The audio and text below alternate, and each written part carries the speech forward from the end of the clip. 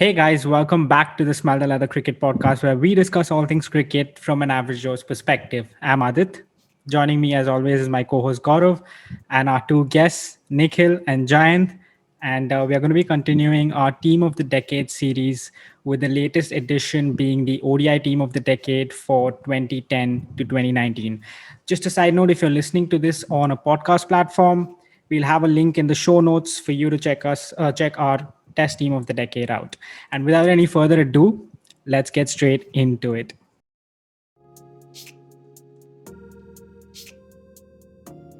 So, gents, the ODI format has had an interesting decade, going through a multitude of changes, right from the introduction of two new balls back in 2010, and then the rule of two bouncers being allowed somewhere in 2012, and then we know the multitude of iterations that the power play restrictions have gone through. So it's been a very interesting decade for ODI cricket. And on that note, Gaurav, why don't you start us off with your openers for this decade? Openers are simple. I've gone with Rohit Sharma, 8,249 runs at 53. And since he was promoted to bat to open the innings, he's been averaging somewhere around 60, in fact 60.1, 28 centuries, and that average is by far the best in the ODI cricket history. Now, when you actually look at the all-time great openers in ODI cricket, you talk about the Tendulkar, Sanjay Suryas, Hayden, Gilchrist, and in earlier times it was Hinson Greenwich. But for me, he would be like in the top three ODI openers of all time, and would be definitely in the reckoning in my all-time ODI 11 as well. Just the class that he uses, scores 8 scores of 150 plus, and those seal you ODI games. Those kind of scores, if your opening batsman can get you centuries and big centuries, pretty much seals the game for you.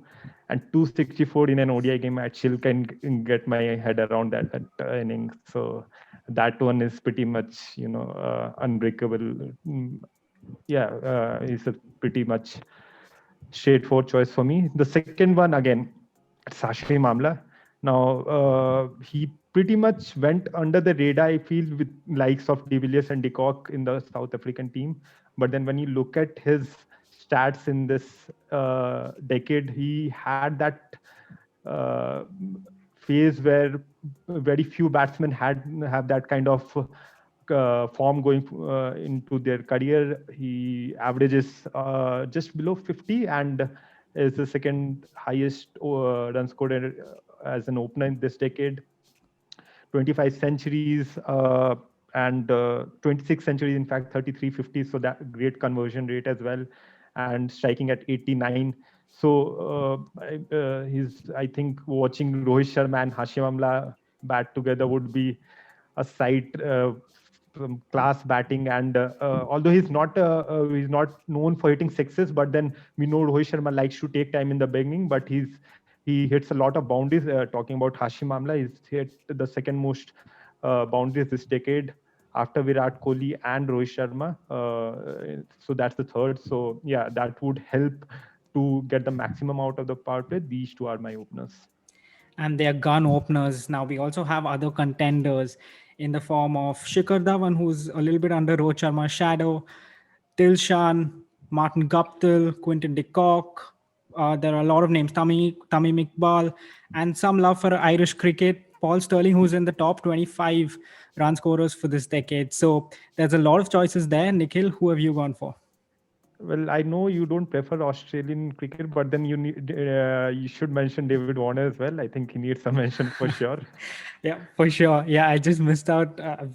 It just slipped out of the top of my head. But yeah, Nikhil, you can go ahead. Yeah, I'm sure Andrew Strauss is a part of your ODI team of the decade. Let's hope for that. But yeah, jokes apart, I think my first choice is, well, a pretty obvious one. It's Rohit Sharma. You cannot really, see him or avoid him there. 57.88 average as an opener, which is highest. 6 centuries in a World Cup. Mind you, 2019 was his second World Cup that he was playing in a 50 over. 3 double centuries. I mean, come on, man. There are teams who have won defending 264 and 208. And then there's this man who's actually scored them individually. A fighter of a cricketer, I would say. a slow starter, you see people are actually doubting him if he'll actually get going or not. But when he gets going, he's bloody dangerous. When you have teams coming in New Zealand, Australia into India, and you want your openers to fire, and he's always there. 3-match series, 5-match series, he definitely scored at least 2 centuries. Um, he's got a conversion rate of 79.2%. That is when he scored more than when he crosses 80, he's definitely scoring 100, and that is, I think, like Gaurav said, he's definitely there as one of the top openers in the world. Nobody would have expected him to be there. Maybe it was just a trial and error move in Champions Trophy 13, but I think he's proved his worth. Second opener is like a very interesting choice. It's Dilshan from Sri Lanka.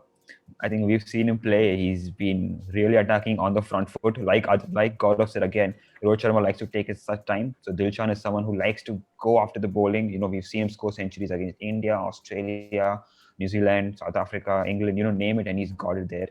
Averages 40 as an opener, has 10,000 plus runs. He should take your team tops to a flyer. Not to forget that 160 not out against India, where eventually Virat Kohli came and showed his class. But I think he's one hell of a player. So these are two my openers. That's an interesting choice, and I think that'll bring up a good debate. But before we go there, Giant, who are your openers? I'm sticking to Gaurav's picks. I'm going with Rohit Sharma and Hashim Amla. Rohit Sharma, only because from a batsman who transitioned mainly from a middle order bat on the start of his career, someone who started opening for India. I think he's done extremely well. Obviously, like he's scored those double hundreds. He hasn't he's starts slowly, but then once he gets going, it turns out to be a very good inning. So yeah, obviously Rohit Sharma, and I don't think I can add anything to that.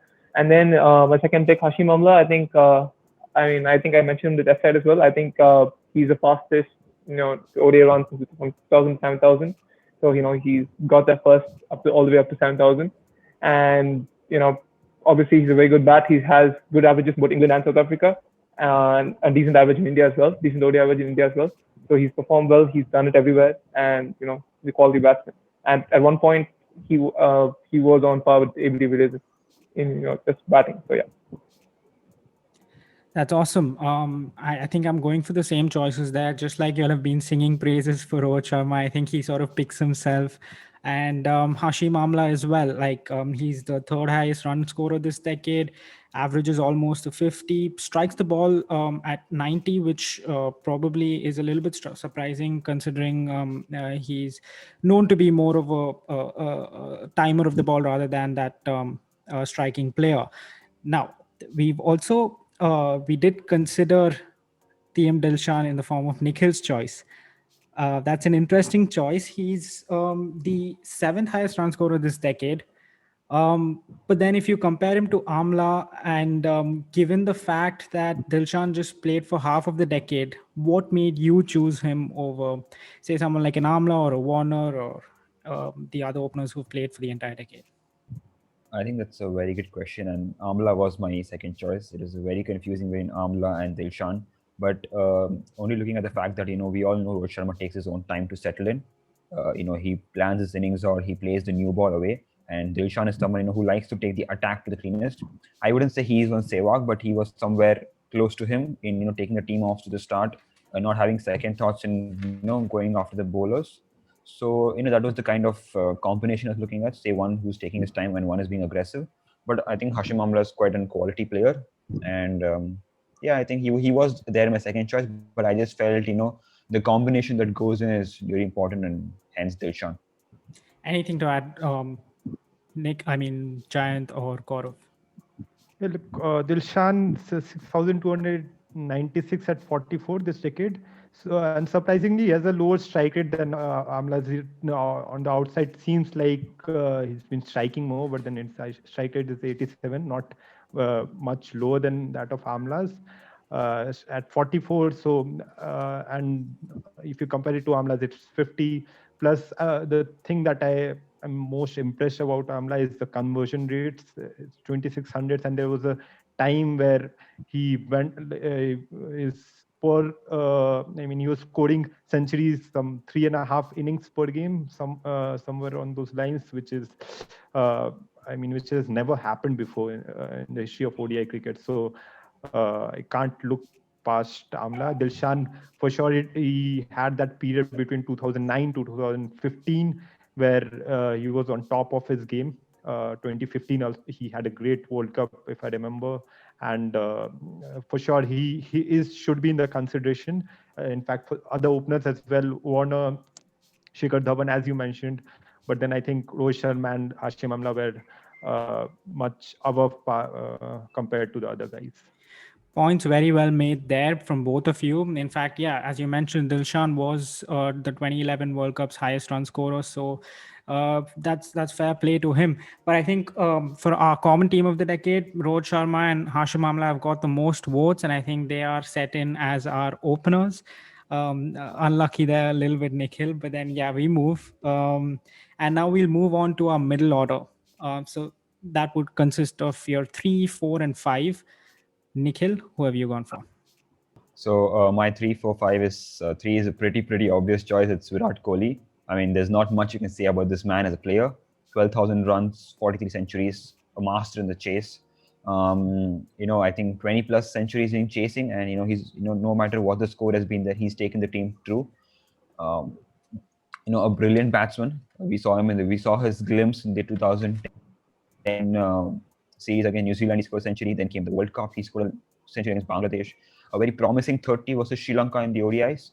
And then it was just the rise of Virat Kohli. The innings at Hobart against Sri Lanka, the Asia Cup 100 against Pakistan, which is his highest score. And if there were two knocks that I would really love watching of Virat Kohli, was the 105 or 6 in Adelaide versus Pakistan in World Cup 15. And the second one would be during a chase, which is the 122 versus England in Pune in 2017. I think if you talk about these two knocks, it is all about his composure rather than his aggression. He played out the main bowlers, took the team to a good score and winning spot. So pure class of this man is. So my number 4 is another classy player. I mean, if Virat Kohli is there, AB de Villiers has to be there. One of the brilliant strikers of the ball. Not to forget how good he was in the 2015 series against India. 3 centuries. He took the Man of the Series award. Not to forget, it was a very strong Indian team that they defeated as a 3-2 series, and the 100 over record in Mumbai was brilliant. He had a tremendous World Cup 15. He played as a captain, as a player. He was beautiful. His batting was just outstanding. Not to forget his 2013 series against the West Indies, 14 series against England. So I think there's a lot to talk about the man, and he's definitely with someone Virat Kohli to go there. Number 5 is one of the best all-rounders of the decade, Ben Stokes. A strike rate of 93, economy of 6 in an ODI game. I mean, you'd probably never find such an effective all-rounder who can bat at number 5 with your best batsman of the team and also get some quick runs. Not to forget how much on song he was in the 2019 World Cup. And as we speak about Ben Stokes, a player from England, Adit has a wide smile. But well, that's how good a player he is, and definitely my number 5. So it's Kohli, de Villiers, and Ben Stokes. That's a strong 3, 4, 5 there. Jayant, what are you going for? So number 3 is Virat Kohli. Virat Kohli, like what Nikhil, just adding on to what Nikhil said, he's extremely good at chasing. His average just pops up incredibly high when compared to batting first and chasing. He's been good everywhere. He's batted well everywhere. He's had amazing knocks at the Asia Cup against crunch games against Pakistan. He's done well at World Cups. He's done well everywhere, and he's basically India's standout batsman of the generation. And then nothing to really add on that. And then number 4 would be AB de Villiers. Someone who's on par with Kohli, batsman of generation, and like someone who can play all over the park. He's also has the fastest ODI century as well. So he has all that going for him, and he's hit he's just an extraordinary batsman who can bat any given situation. Someone who can change the way he bats. He can bat slowly, he can bat fast. He's a very good all-round batsman. And then my number 5, would be a left-hander. I wanted to go for a left-hander, so that would be Ian Morgan. So he can chip into the captaincy. I know obviously statistically Ian Morgan probably wouldn't match up with some of the picks in this video, but I think he's someone who's someone who can just come pick it up, which is very important in ODI cricket. 3-4 can come pick it up. He's a great captain. He basically changed England. I think the entire England winning the World Cup should go down to Ian Morgan. So I think he's someone who gives something extra to the team. So I think I would go to Ian Morgan as my number 5. Points very well made there, especially for number 5. But then Gaurav, who are your 3, 4, and 5? Firstly, I'm kind of surprised. We have no doubts regarding Kohli in the ODIs, unlike the test team that we had. So yeah, he's done decent to it now. 11,000 runs at 60. Guys do that, but 42 centuries, scoring at 17 the second innings, average of 96 in successful run chases.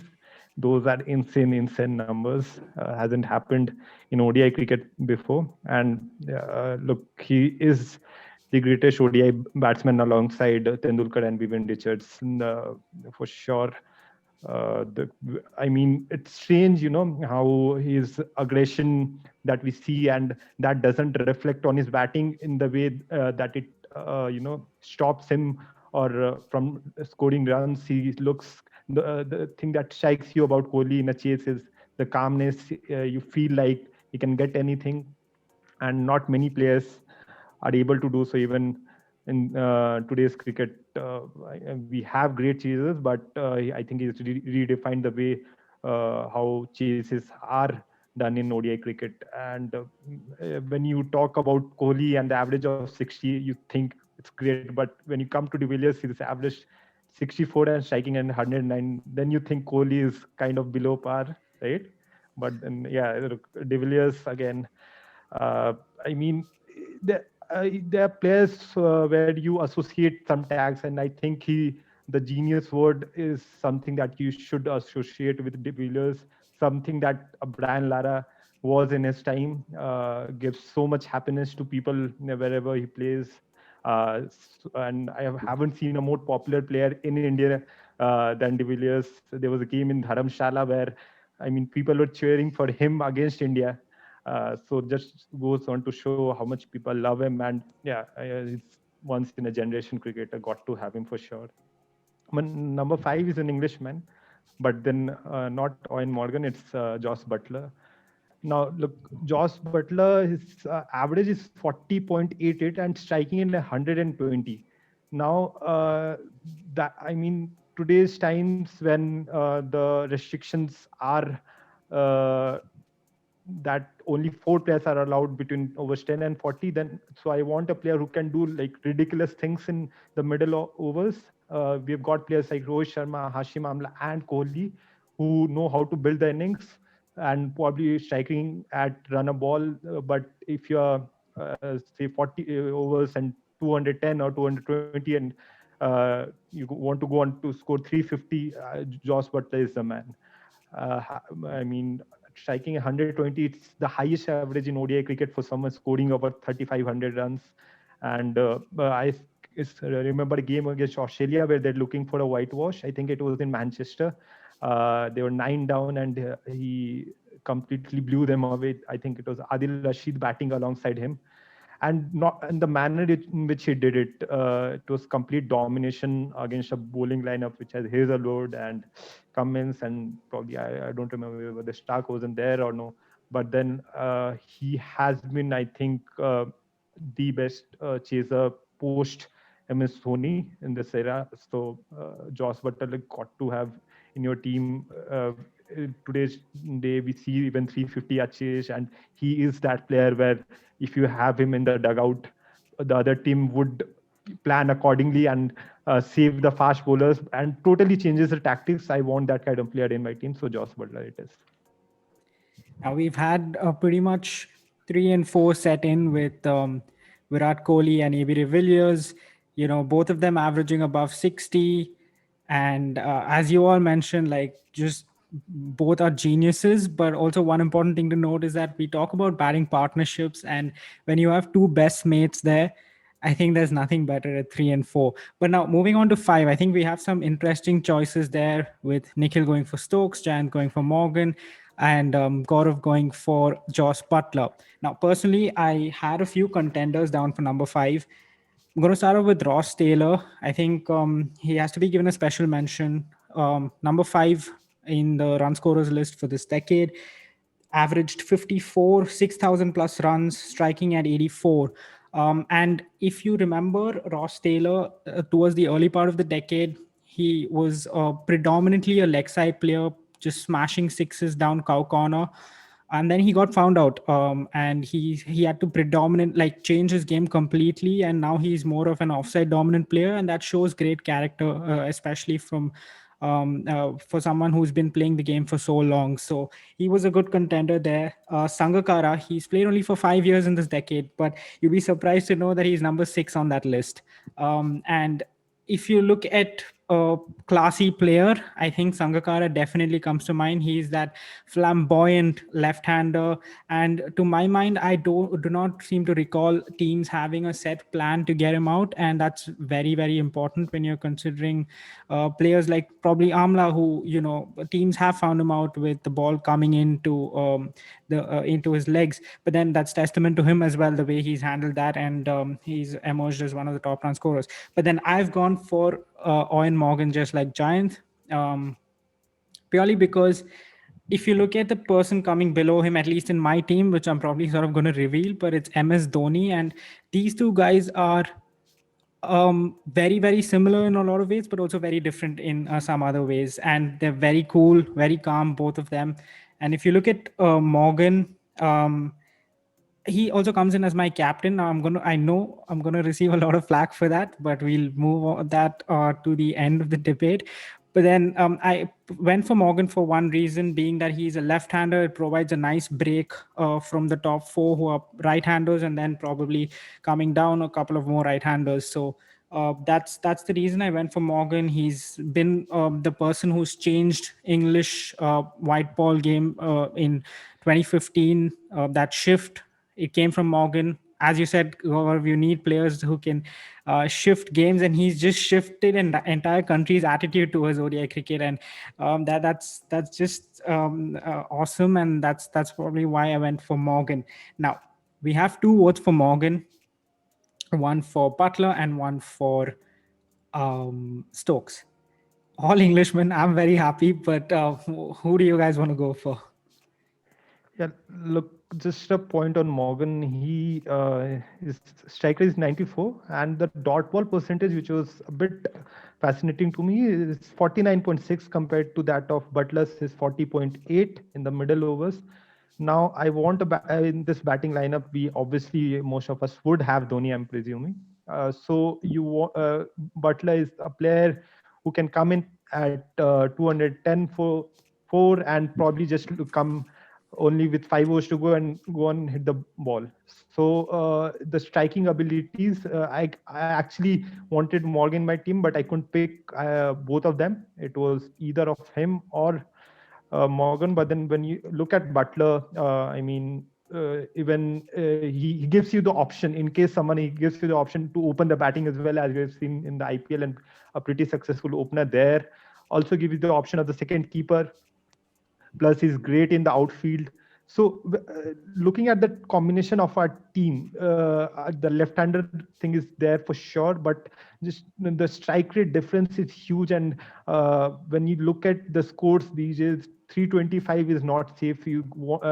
Especially in English conditions where normally the scores are above 350, as we have seen England team go on to score even 400s and more than 480, in fact. So Butler, I think, has got to be in the team. In fact, he was in the first few names on my sheet. So, yeah, and on the Stokes part, till 2015, he averages just a 20. It was post at 2016, 2017, where he really came onto his terms. And he's got 70 wickets. I think it's the starting of Stokes. And if we are making this team in 2025, probably then Stokes would be probably the first name on the list. But considering the entire decade, and I've got a separate all-rounder as well, when we talk of the comparison, he falls short in that regard. So yeah, my points on why Butler should be picked are these. And you make a very very important point, especially with Butler's strike rate. I think he has one of the highest strike rates in this decade for the amount of runs he scored and the average that he has. Giant, are you sort of persuaded to go with Butler, or are you sticking with Morgan there? No, I think having a left-hander is very important. Like say you're playing in India and you have a left arm spinner coming on, I think having left arm in the batting lineup is very important. I also think Ian Morgan is no slouch in terms of strike rate. Like, he's done it at the World Cup. I think he has the most record for sixes in a single match. So, and plus he's played over 250 matches. So, he's had quite a long career. So, I wouldn't really, and it depends on batting positions. He's kind of flexible as well. So I would still go with Ian Morgan. I think the left-hander option itself should get him in the lineup, and plus he does have the ability to hit those sixes anyway. So like he's done in the past, right? So I would stick with Ian Morgan. Plus, Butler's not played much in India as well. ODI cricket. He's going to play like 4 days. So yeah. What I concur How many from that games is has Morgan played though in India? Assuming Morgan has played more in India, right? Yeah, he has played more in India. Like, I'm not exactly sure how many ODIs he's played. He's played more than Butler. Exactly. So, see, if you're really talking about the length, then we should have Ross Schiller in our team. Just the number of games, I think he's played a decent number of games. Obviously, the left-hander thing is there, but a number of games is not, I think, what we should consider. Otherwise, many players would fall short. Strike rate would be irrelevant, right? Because would you want someone to come? Would you want someone to come in at 5 overs to go and because with the team that we got, it's pretty more often than it will be the case where they are down with only 2 wickets at 40 overs because they won't guys like Rohit Sharma and Kohli and Hashim Amla won't let the others bat a bat. So you would hardly have 5 or 7 overs. And who would you want in that situation? A Morgan or a Butler? Yeah. Let's be realistic. Or a Stokes. You can't get someone who has a weakness against a short ball. Like in the death, you can't have someone who has a weakness against short ball. Of course, Morgan is a great choice, but just the combination that we got, obviously the votes count is what we are going for. But then, yeah, whatever you guys want. You guys make a fair point there. And Giant, from your points, what I could concur is that the left-hander point is where it sort of gives you more weightage there. Other than that, I think Butler seems like a very, very good, very compelling choice, especially considering, like Gaurav said, they're hardly going to have any balls to face down at 5 and 6 and 7. But then Nikhil, anything to add to that? I think I personally feel Stokes deserves a place there. I think you see, like Gaurav said, you have Rohit Sharma, you have a Hashim Amla, you have a Villiers, Kohli. Yes, they're not going to let you bat much. So even if you come down the 41st over, it's all about taking the attack to the opposition. Someone who's a left-hander, someone who's a clean striker of the ball. I mean, nothing against Butler, but having a left-hander in the situation just makes it more difficult for the bowlers because you're bowling to 4 right-handers. We know who the top 4 are. You're going to 4 right-handers, and then just bowling to left-hander, it just unsettles the bowler completely, especially when they know 360, 370 is coming, but they need to stop a 400, and I think Stokes is the man to have. We all know who our number 6 is, but going with number 6 along with Stokes would be a brilliant option. Also, keeping in mind that he can give you some beautiful overs. Having a 6th bowler in the one day is a blessing, especially in wickets like India, where he can vary his pace. He can come and open the bowling. He can come and break the partnership. I think he's a brilliant pick. But yes, we are going to go with votes, but I think he's a brilliant choice there. Just to interject there, now one question that I want to ask both you and Giant is that is the option of a left-hander outweighing someone who averages 40 strikes at 120, which is a huge strike rate difference compared to someone like a Morgan or a Stokes. If you look at their records, they're not in the triple figures. So that's a huge strike rate difference there. Is that worth a trade-off, just the left-handedness of Ian Morgan? I think Morgan averages around 39 in ODI cricket. And again, in terms of the strike rate, he's definitely capable. He's done it again. Again, long career. He's played a lot of different situations. He can come in just in case there is just in case say the team's 80 for 4, 80 for 5. I think I'd rather have him down there rather than Butler. I think he can definitely play. And also he's just taking his stats. I think he's played 20 games in India. So 20 games is a good number of games. He has experience in India. So, obviously I would still stick with Morgan. And specifically, he can hit. I don't think the stats reflect how good of a striker he is. He's a very clean striker of the ball. And he's obviously he's done it, he's proven it, and he's a proven performer. So I wouldn't doubt him totally just based on stats. I think he is a clean hitter of the ball. Nikhil, before you go on there, no doubt there that Morgan is a great striker. No. 1 second, pause. Giant, Gaurav, 1 second, sorry. Giant said that you need someone who's an 80 for 4 in a team. It's a valid point. when a team is 80 for 4 or 90 for 4 and needs someone to come and consolidate an innings and play off the 35th, 36th till the overs. My friend Stokes has a better rate there than Morgan. Morgan tends to fall off in such situations while building the partnerships. You can go and check the stats.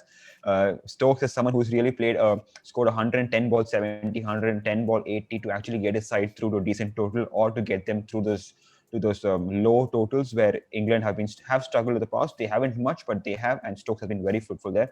Nothing against Butler. He's a fine striker of the ball. Someone who can carry the team very well. Gaurav mentioned the game in Manchester. I think England were 120 for 9, chasing 230, the actual target. And along with Rashid, he played a beautiful innings to get them through for 5-0.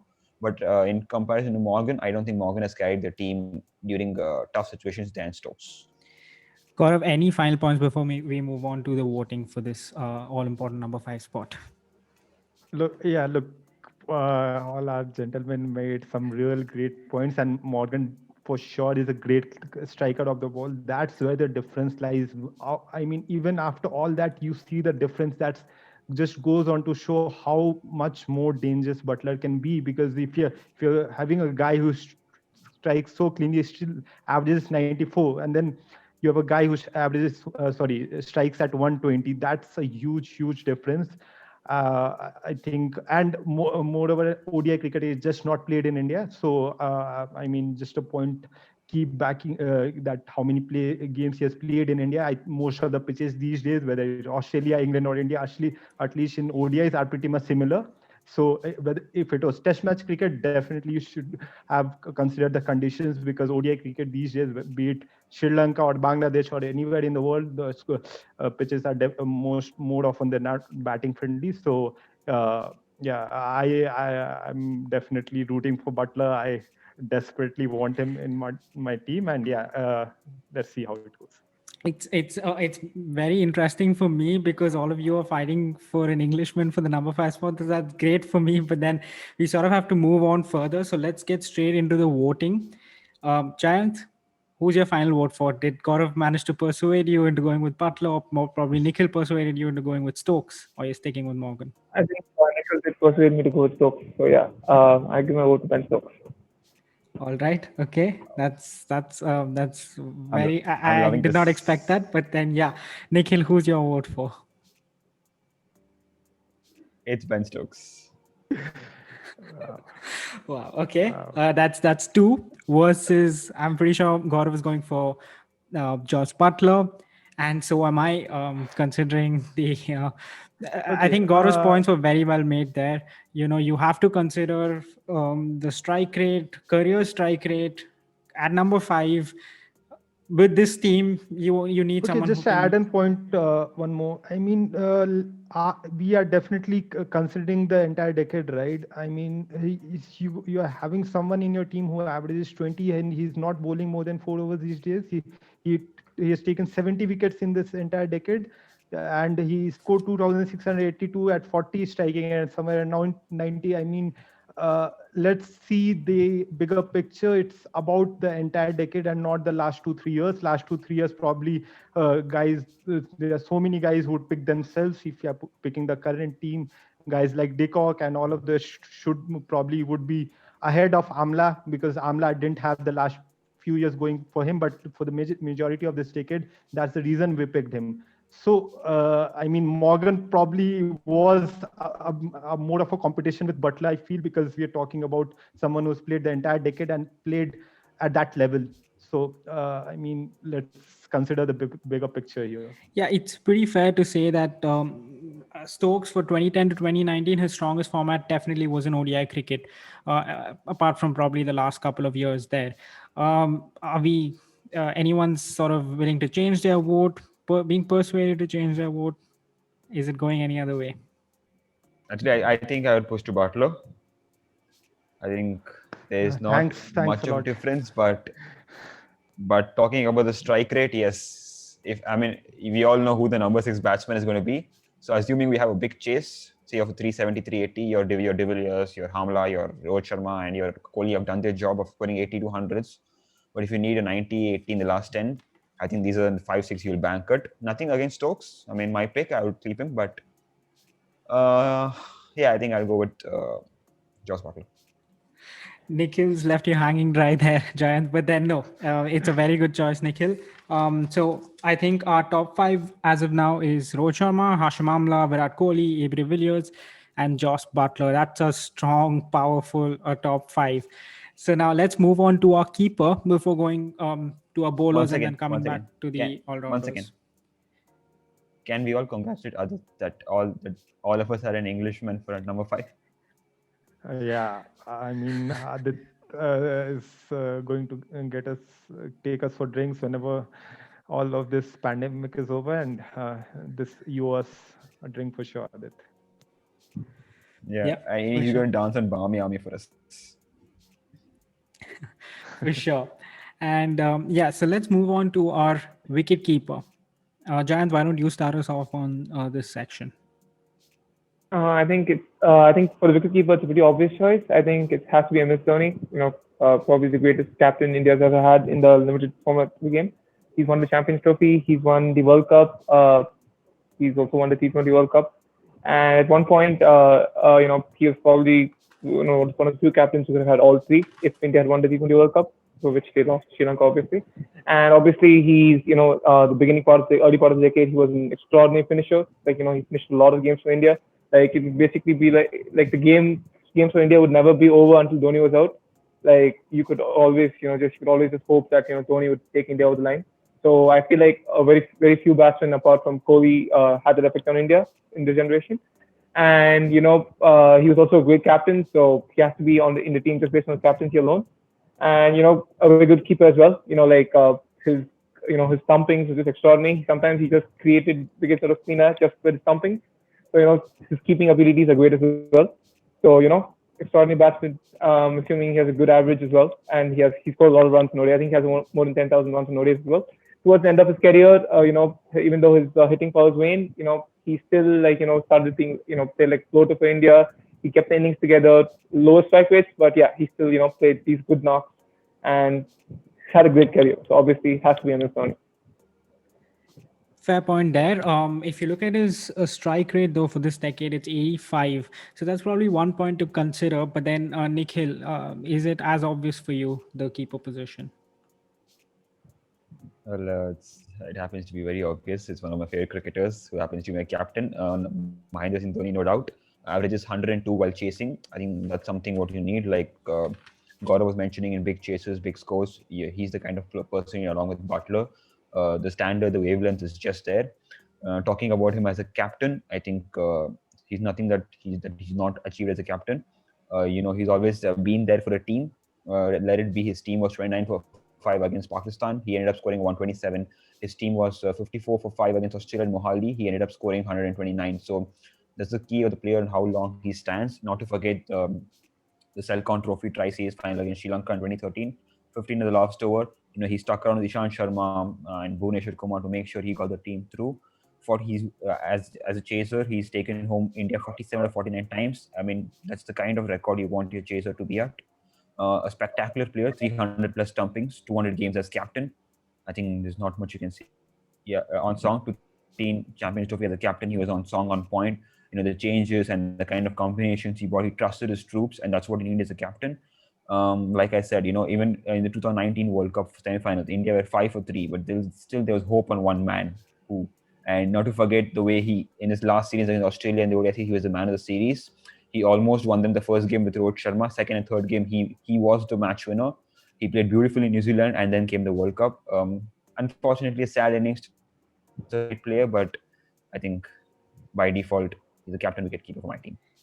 I think 1929 is something every Indian would remember. But Gaurav, are you making a hat trick for MS Dhoni there?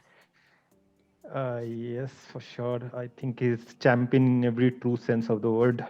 He's been the most influential ODI player in the last 20 years. If you see the achievements, the batting prowess, and the wicket keeping, the package that he brings to the table along with his captaincy is just spectacular to have in any team. And I think he's a much better ODI player and a ODI captain than that of the Test side.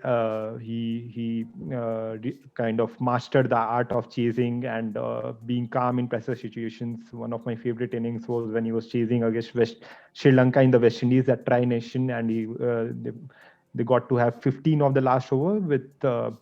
I don't remember the bowler, and in fact the first ball was a dot ball. But then just the calmness that he showed, it was Ishan Sharma at the other end, and it was funny. Ishan Sharma was giving him some tips, and he was like, "Yeah, I've done this before." And bang, bang, bang, 3 balls, and that's done. Yeah. So, look, last couple of years, to be honest, he was not the batsman that he's known for. But then for the majority of this decade, he was in fact the number ODI batsman till 2013 and 2014 as well. So yeah, Dhoni for me is the keeper and the captain. What about I you, though? Are already you put him looking down at? on my list there because it's pretty obvious that he's been a wonderful tactician of the game. Very few players have the kind of instinctive cricketing brain that he does. As you all mentioned, his batting prowess, but yeah, he's a straight in. Like, I don't think there's much to discuss there. Um, and so we can sort of move on to our bowlers before coming back to the all-rounder spot if there is one. So Giants, again, you can start us off with your bowlers. Okay, so my first pick would be Imran Tahir. I think he's an extraordinary leg spinner.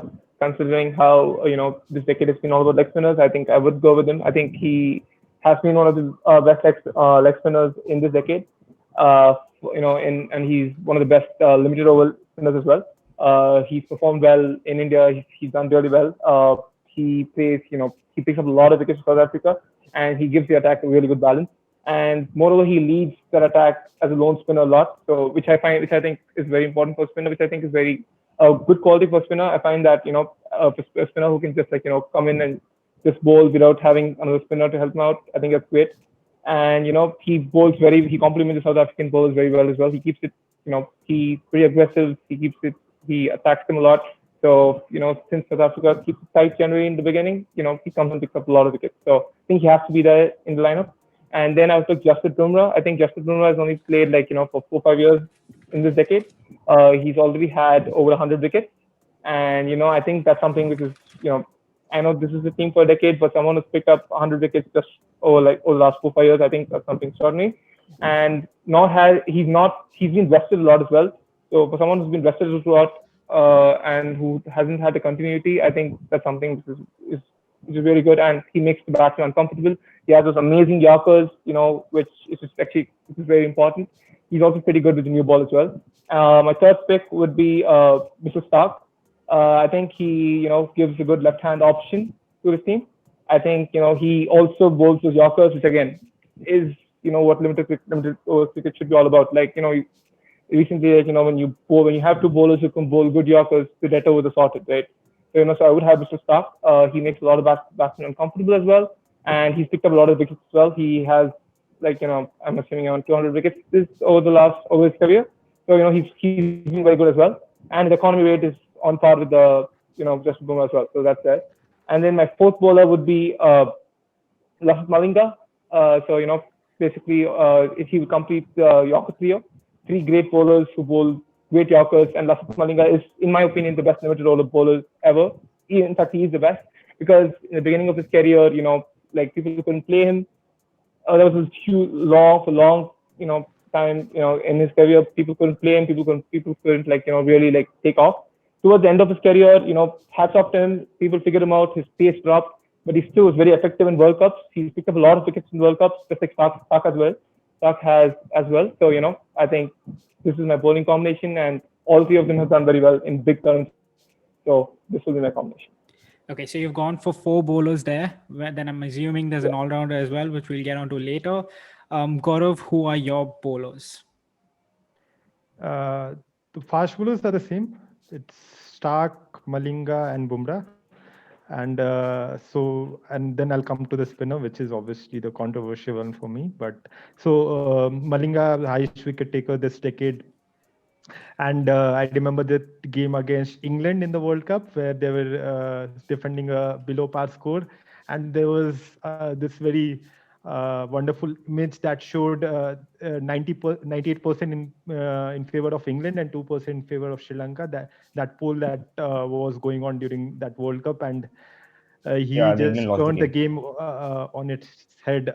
He took again a 4 for I think last year, so he still has got that in him. And yeah, I mean, Lasith Malinga will go down as one of the all-time great fast bowlers in the limited overs. So Malinga for sure.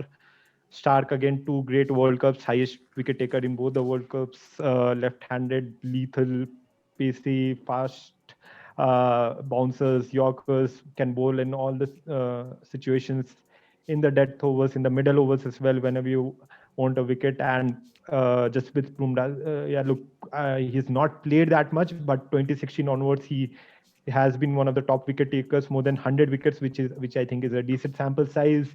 And yeah, he currently I think is the premier fast bowler going around in the world, probably the number one when we consider all the formats.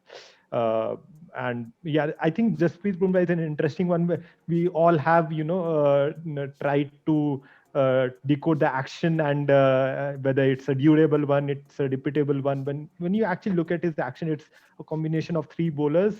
The run-up pretty much looks like Wasim Akram short, but he generates the pace very unorthodox as well.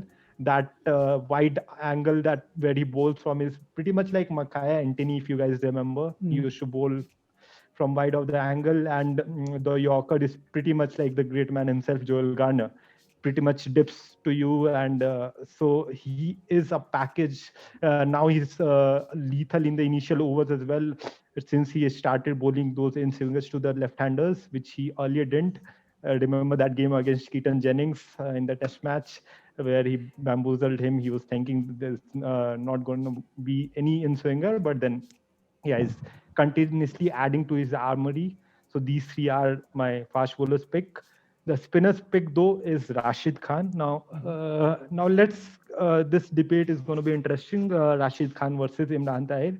Imran Tahir has got 173 wickets in 107 innings, as compared to Rashid Khan's 133, which is just a 40 less in just the 71 games. Now, and an average of 18.5 unmatched in the history of ODI cricket, with an economy of 4.16. This is the best this decade. Now I'm looking at transformational players, right? I mean, we look at one-day cricket where only 4 players are allowed outside the circle. So you need someone who can stop the runs. And Rashid Khan is a bowler where till now, after the 4 years that he's played international cricket and all around the world, still batsmen have not managed to figure him out, and still they are looking to play him out. So it's a shame that Afghanistan doesn't play a lot against the bigger teams, but whenever they have, even in the game against Asia Cup, if I remember, where the game was tied against India, he got 2 wickets. One was Rahul, where he was batting at 66 or 65 odd, and the last over where he got Ravindra Jadeja out, and the game was tied. So whenever he's got the exception for, against the game against England, where Morgan took him apart, but then apart from that, he's been phenomenal. Just the 40 difference in terms of wicket from him and Imran Tahir. And when we look at Imran Tahir, last 3 or 4 years, probably they're even South African team were looking more at Shamshi than Imran Tahir. He was not a regular member of the 11. So Imran Tahir, yeah, look, it's a pretty tough call between him and Rashid, but Rashid, I think, is the coming of the age bowler this decade. I mean, from a country that he belongs to, he's been able to, stamp his authority in global cricket. He plays cricket all around the world. So yeah, look, these are my 4 bowlers. And this, whenever we come on to the all-rounders, he obviously would be the 5th bowling option. I think there's an interesting debate to be had there with the position of Rashid Khan. I think I will get on to that after we finish with Nikhil's choices. Yeah, so I have 5 fast bowlers, 4 fast bowlers and 1 spinner. I'm sorry. And like I'd first go to the spinner. Yes, I would just continue from where Gaurav left in terms of the spinner. I think I had a difficult choice between Imran Tahir and Rashid Khan, only because the fact that on Imran Tahir has 173 or 75 wickets, and Rashid has 130, but in less matches compared to that of Imran Tahir. It is actually a very bad negative side, seeing that he's taken so many wickets. But yes, you haven't seen him play against the big sides a lot.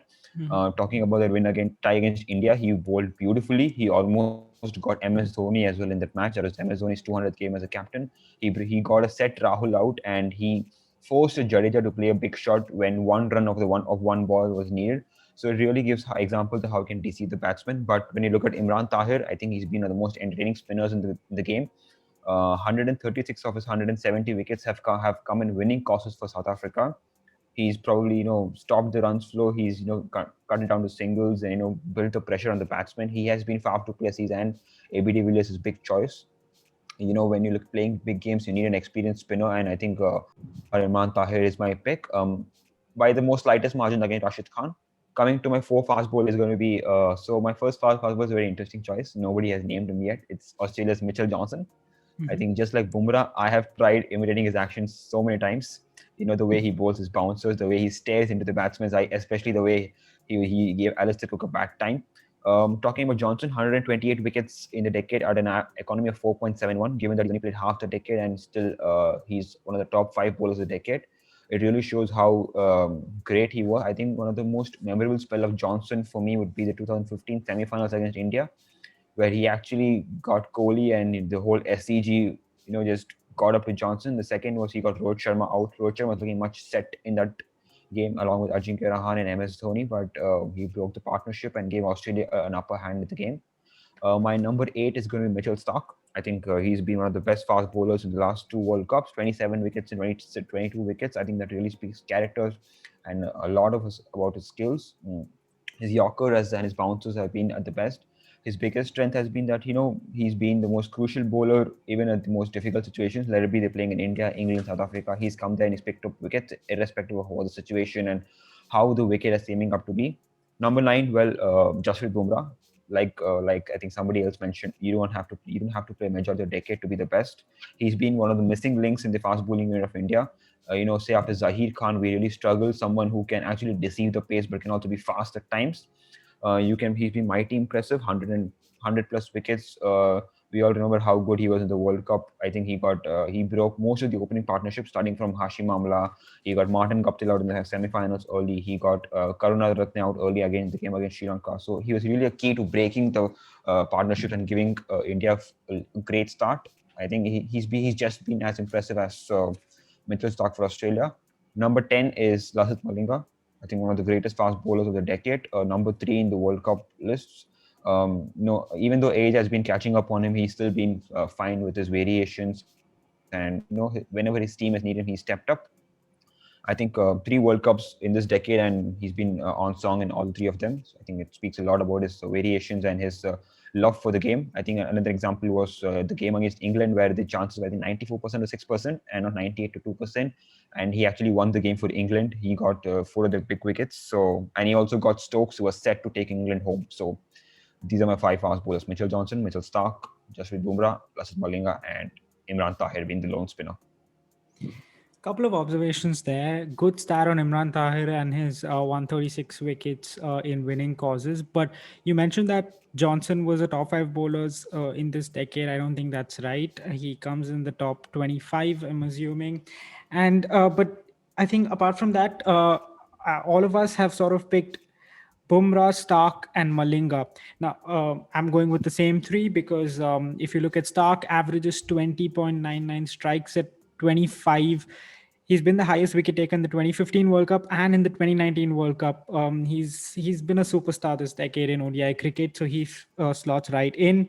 If we take a look at Malinga, as you all mentioned, like he's a Yorker specialist, got that slingy action, highest wicket taker this decade, straight in. Bumrah, I wasn't expecting to pick him initially, but then I had to go with him considering his stats. And even though he hasn't played them, for 5 years in the decade, I think those stats are pretty hard to ignore. And just the impact that he's created for India in these 5 years, I think he slots right in as well. Now, for my spinner, it's going to be very controversial.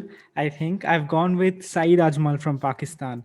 Now, if we look at Saeed Ajmal, yes, he's played 5 years in this decade, and he comes in at number 8 in the ODI wicket takers for this decade. He averages something like 21.9, economy rate of 4.24.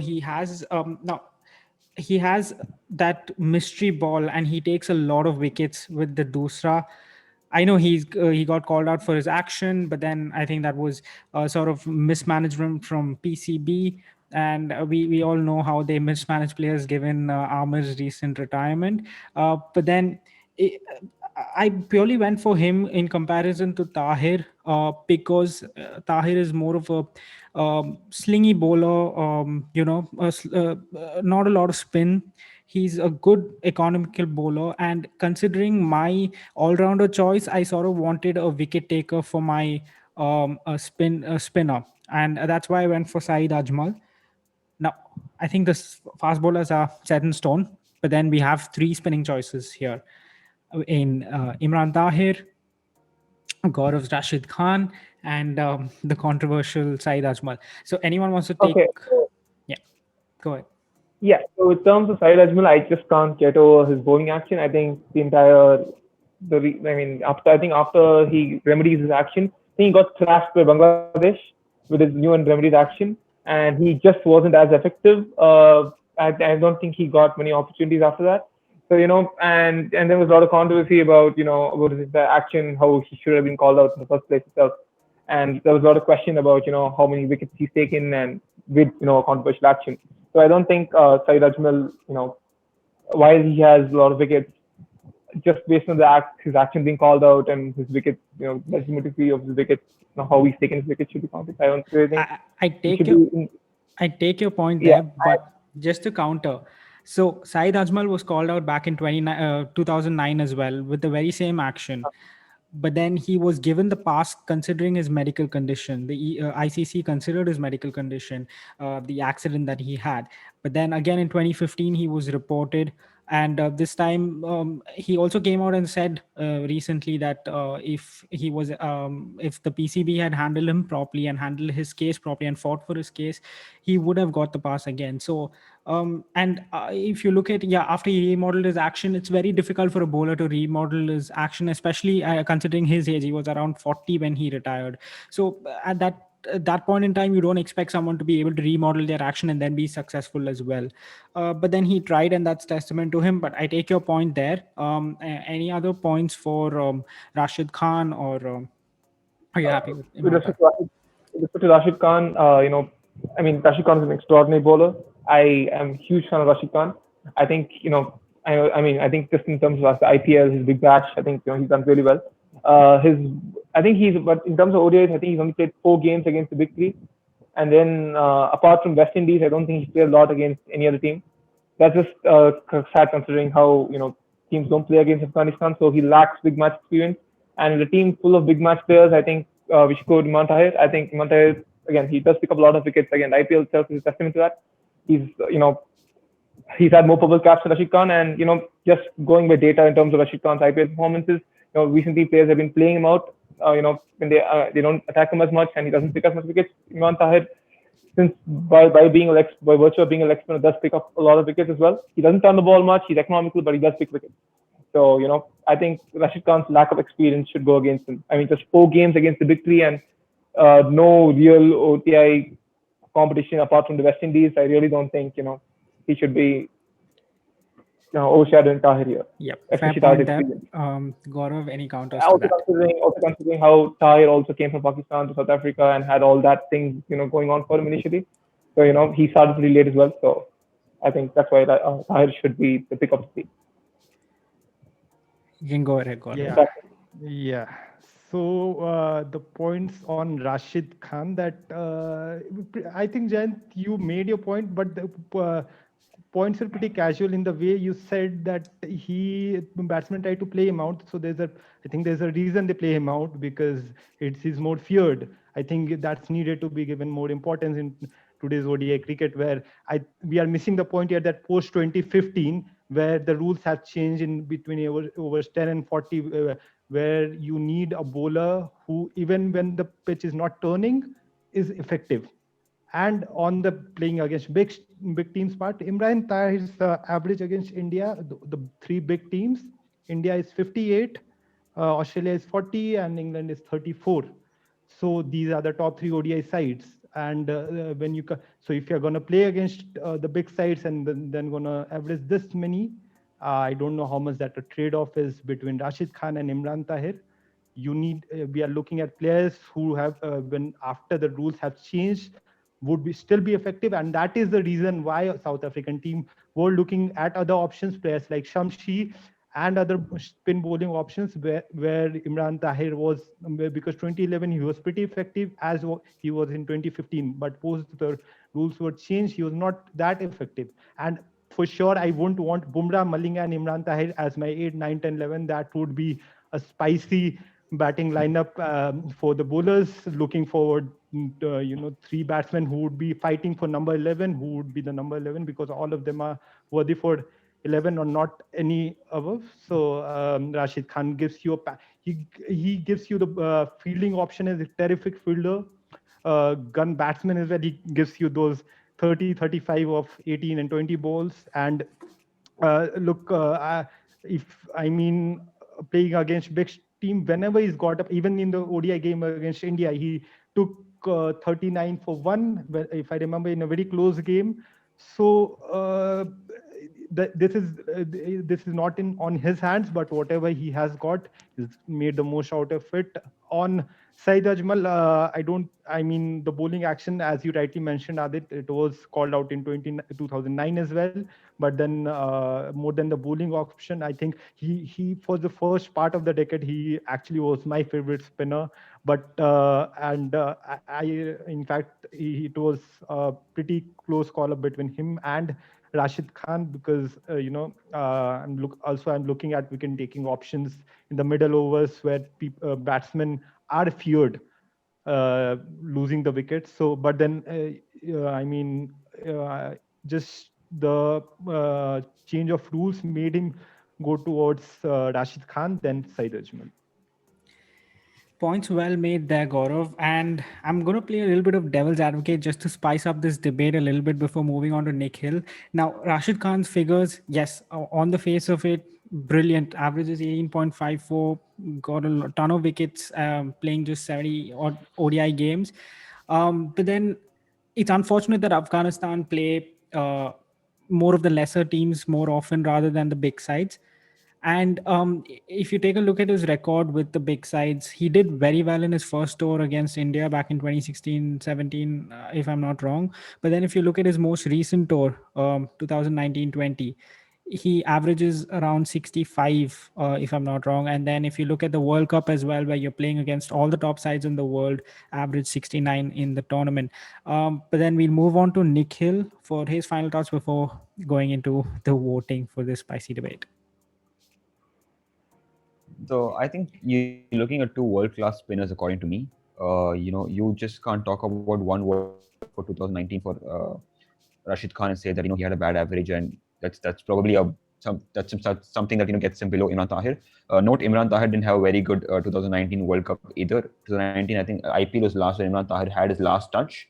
You're looking at two attacking spinners who are not afraid to toss the ball up, who are not afraid to go for it. They really they take their ball into their heart. Even if they get hit for sixes, they really don't matter. So I wouldn't be surprised if either of one gets selected in the team, because both of them are my personal favorites, and two such bowlers whom I've enjoyed watching. And talking about if Rashid Khan has played West Indies and more, and India and Australia less, I think you really can't blame him as a player, because his job is to show up and take wickets and keep himself up.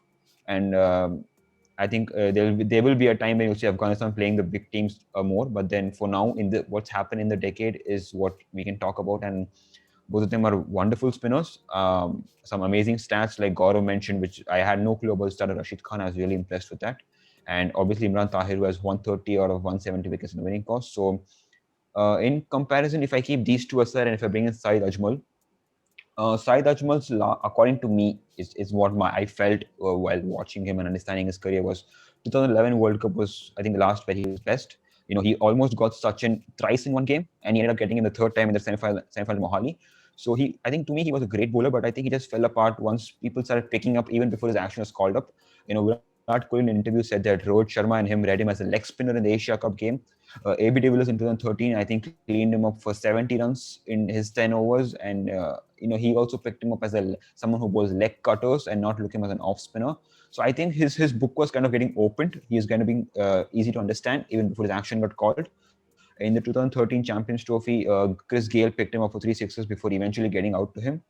So I think if you compare your spinner, I think these two have a more higher chance of being there than against Sajid Ajmal, given that his action, like Adit said, a quality bowler can't just change his action. But then that's the beauty of a quality bowler. You should be able to adapt your action changes and at least show a bit of what you are. Because if you look at Kohli as an example, 2014 Test series was horrible for him. He called that as his worst phase. But when he came back in 2018, he was brilliant. He was on song. So I think that's something I look at as cricketers. And Rashid versus Imran Tahir, I really don't see that as a battle. I think anyone is a threat to the opposition. One point though, look, the point about Rashid not playing much against the bigger teams.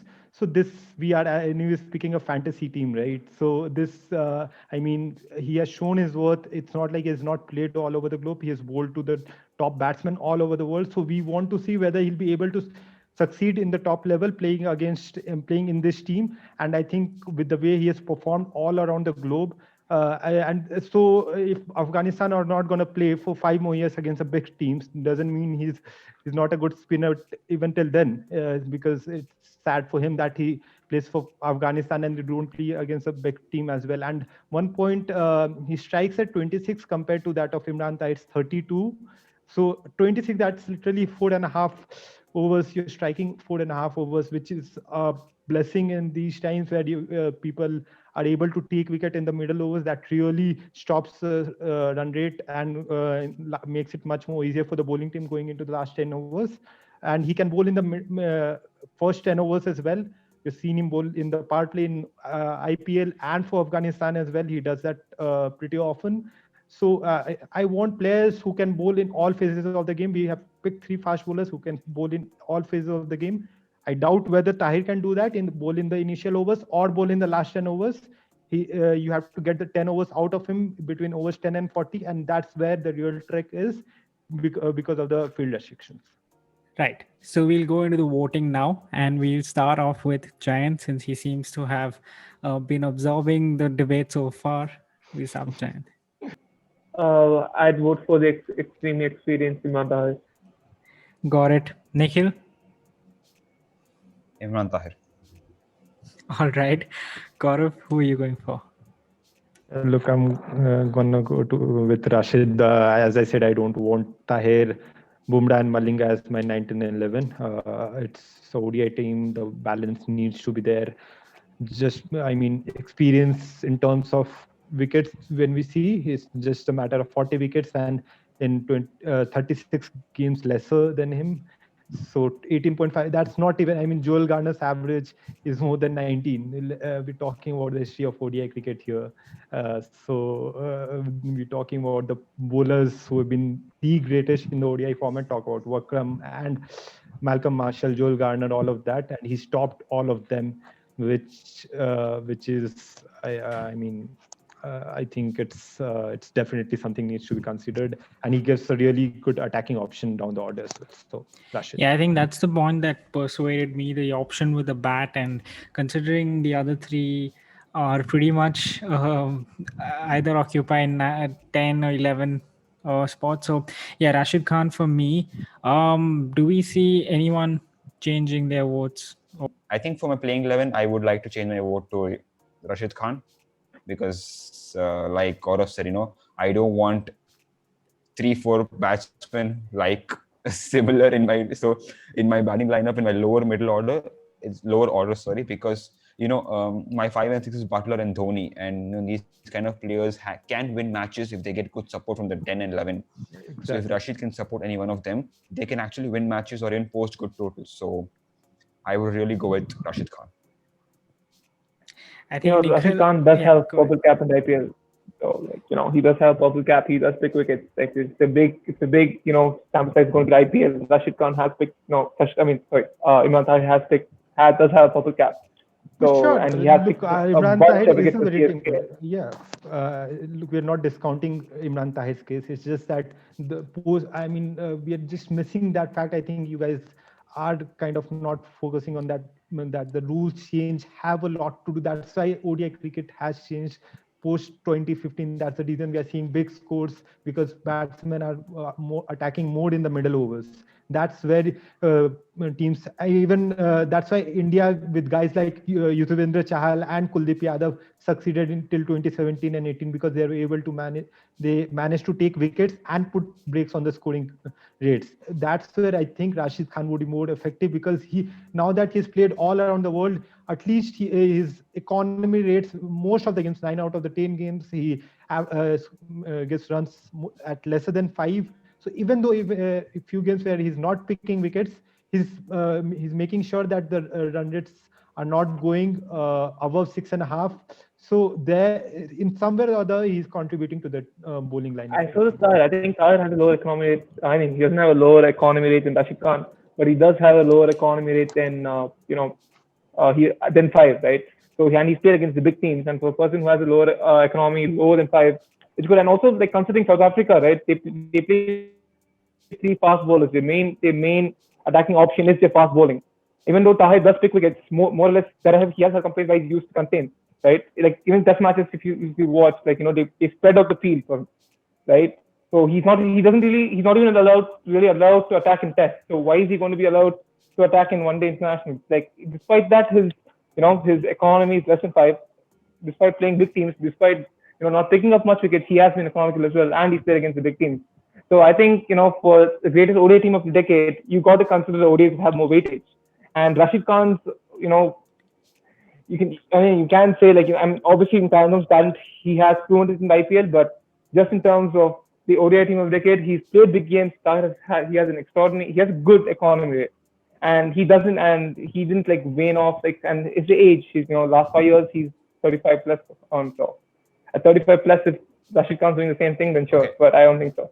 Look, I think then we have to wait for 20 more years or 15 more years to see and then only we can pick him in the ODI team of the decade. So yeah, but economy rate, he doesn't even he plays in South Africa. Most of his games are played in South Africa. He plays in South Africa, man. At least Rashid Khan plays in Afghanistan.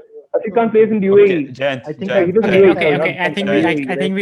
we'll have to sort of stop over there. Points well made from all sides, but I think we have 3 votes. Thanks to Nikhil for Rashid Khan, and I think he makes our spinner for this ODI team of the decade. Now we have one more spot left, the all important all rounder spot. And Nikhil, since you saved us a couple of times from embarrassing situations, you can start off with your all rounder. I think my all-rounder was already decided as my number 6, Ben Stokes.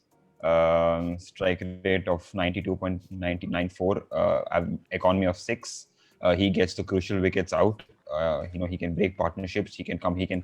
The captain can get him on to bowl even the 7th over if the opening batsmen are attacking. Can even get him on the death. He's someone who can carry on the innings. He's someone like a Dhoni or a Butler is going around with him. He can still hold the ship for them. So I think a complete cricketer, someone who can bat till the end and rescue the team. Ben Stokes, my clear option as an all-rounder. Gaurav, who are you going for? Shakib Al Hasan, I'm going for Shakib. He's got the most wickets as a spinner this decade. 177 at 30, 4,276 run at 39. I think if you combine those stats and the way he performed in the 2019 World Cup, he is a great asset for the team. A very cunning bowler. Again, most days he gets you 10 overs. A very good fielder, being the captain, so he gives you the tactical option as well. Also, I think you need the second spin bowling option as well, because like in the 2019 World Cup, the later half of the 2019 World Cup, we saw the pitches getting slower and the scores getting lower and lower. Where we thought the scores would be over 350, but then the semi-final was 240, and even the finals were somewhere around that score only. So those kind of pitches, you need a second bowling option. Also, I mean, here in this team, I think Shakib is that one batsman as well, where if you're 20 for 2 or 20 for 3, he can come in and, take hold of the innings, play longer innings where like he does for Bangladesh.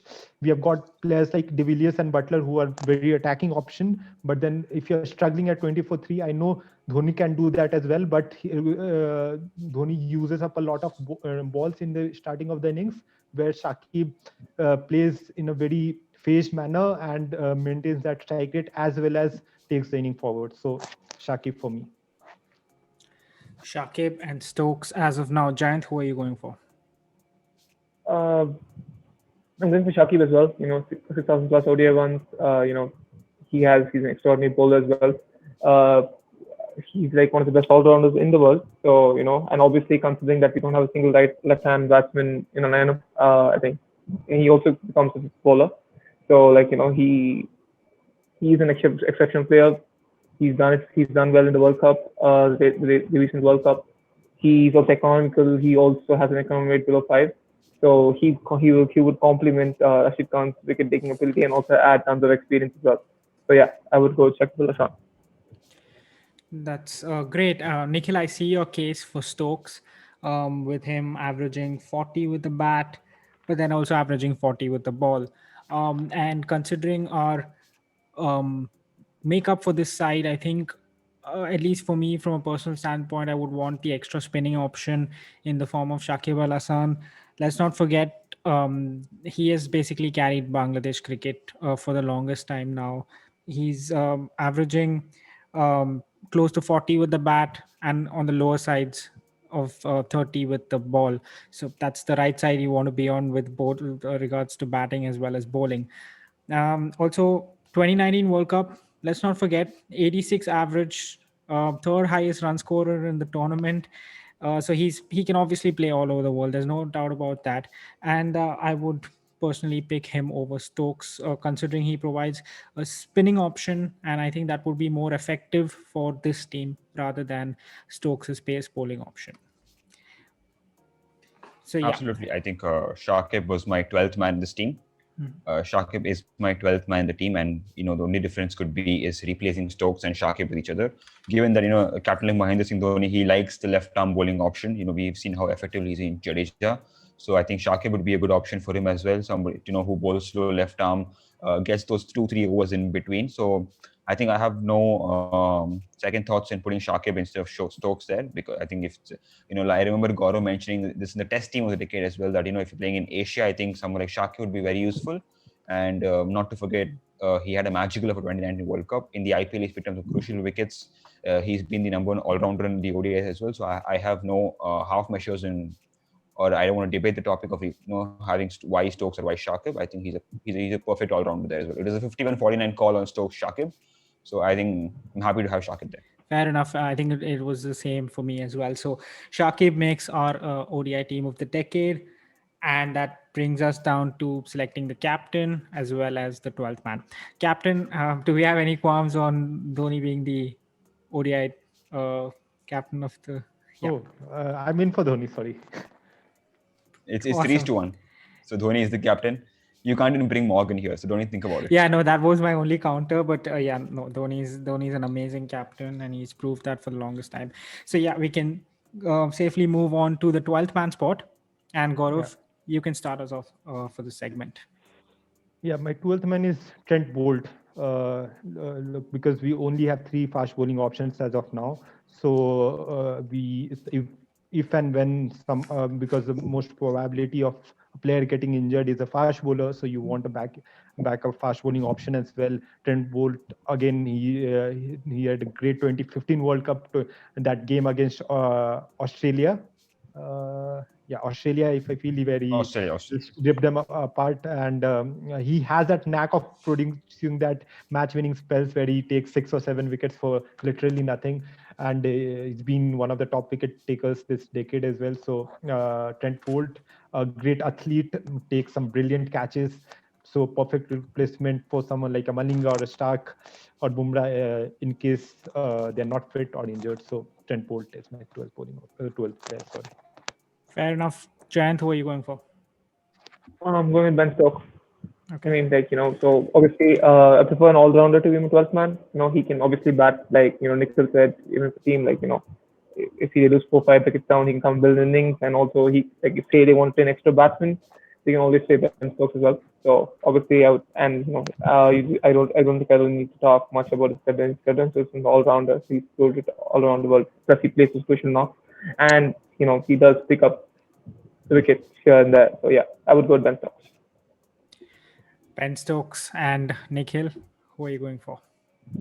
I think Ben Stokes, someone who can hold the ship with the bat, can carry the ship ahead, and a captain can use him the first 10, last 10. He's taken the brilliant catches. So by far, I think my vote is for Ben Stokes. Unless the batsman is Carlos Brathwaite, he can definitely go in for the last 10 overs as well. Ouch. So, yeah. Ouch. I mean, I saw that coming. Yeah. But I think he's improved as an athlete since then. Yeah. He's played wonderful cricket, and I think he deserves to be the 12th man.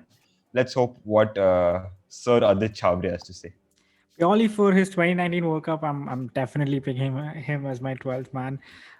He practically won that the final game. So yeah, no doubts there. Stokes is my 12th man. No. The umpire won it for England, not Stokes. Or maybe he had a very good World Cup, but the or umpire. maybe the playing conditions agreed by all 11 teams before the tournament started.